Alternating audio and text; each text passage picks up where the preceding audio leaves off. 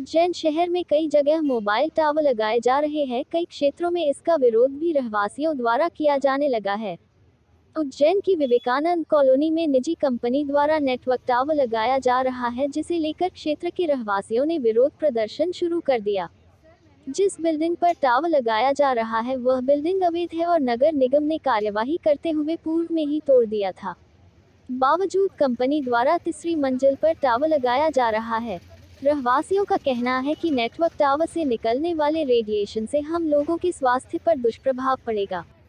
जानकारी देते हुए रहवासी रश्मिंदर वाधवा ने बताया कि निजी कंपनी द्वारा लगाए जा रहे नेटवर्क टावर को प्रशासन की अनुमति के बिना लगाया जा रहा है। इसके साथ ही जिस घर पर यह टावर लगाया जा रहा है उस घर को नगर निगम की ओर से G+2 बनाने की अनुमति दी गई है।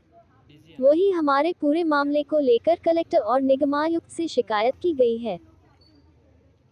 यहाँ पे एक्चुअली हम लोगों का कंसर्न ये है कि जो रेज़ आएंगी टावर से वो कितनी सेफ़ रहेंगी हमारे लिए। तो हमारा ये अनुरोध है कि ये एक रेसिडेंशियल एरिया है जहाँ पे बच्चे और बूढ़े सभी रहते हैं जो बीमार भी हैं। एक तरफ कैंसर के पेशेंट है और दूसरी तरफ हार्ट पेशेंट है, तो यहाँ पर टावर ना लगाया जाए। मोरओवर जब हमने उनसे रिक्वेस्ट करी कि टावर आप क्या यहाँ नहीं लगा सकते हैं, तो जानकारी मिली कि वो 4th फ्लोर से भी ऊपर टावर लगा रहे हैं। G+3 के ऊपर की रूफ पर टावर लगाया जा रहा है, जो कि कंस्ट्रक्शन ही इनवैलिड है।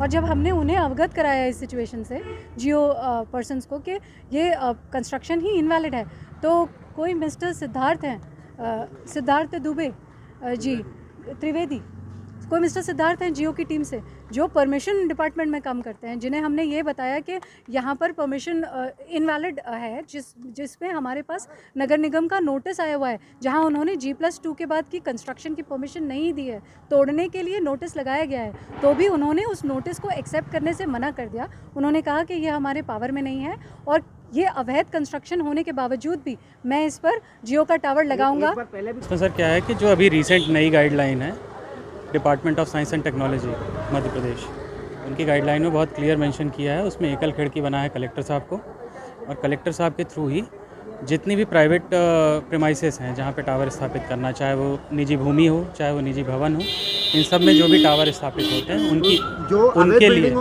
कलेक्टर ने परमिशन दी है क्या? एक गवर्नमेंट मशीनरी है। हम क्या हैं, हम प्राइवेट पार्टी हैं, हमने अप्लाई किया, उसकी एक गवर्नमेंट मशीनरी है। उसके बाद हमको फाइनल लाइसेंस मिला, लाइसेंस मिलने के बाद हम काम कर रहे हैं। अब सर हम तो खुद ही मौके पे आए तो यहीं पे विरोध देखने को मिला। अब आगे सर चर्चा होगी जो भी टावर लगाएगा। सर विरोध के देखिए क्या है कि अपन सिर्फ इसको ऊपरी तौर पे ऐसे देखेंगे तो ये बात सही नहीं है। विरोध के कई आधार होते हैं, बहुत सारे आधार होते हैं। आप हर आधार पे आप विकास का काम नहीं छोड़ सकते हैं। डिजिटल इंडिया का कार्यक्रम है, आप कहीं भी जाते हैं, किसी के निजी कारण होते हैं, किसी के कारण होते हैं, तैयार करता है, लेकिन बिल्कुल किसी अवैध बिल्डिंग पर टावर लगाना जिसको डिजिटल प्लेटफॉर्म नहीं बोला जाता है। नहीं तो अवैध बिल्डिंग करने से वो अवैध बिल्डिंग छूट नहीं रही है, उसको छुटकारा नहीं मिल रहा है उसके ओनर को। यदि बिल्डिंग अवैध है तो उस पर नगर निगम फुल्ली वो है, इम्यून है, प्रॉपर कार्यक्रम करे, प्रॉपर जो भी कार्यवाही बन रही है, जो भी वैधानिक कार्यवाही है वो करे।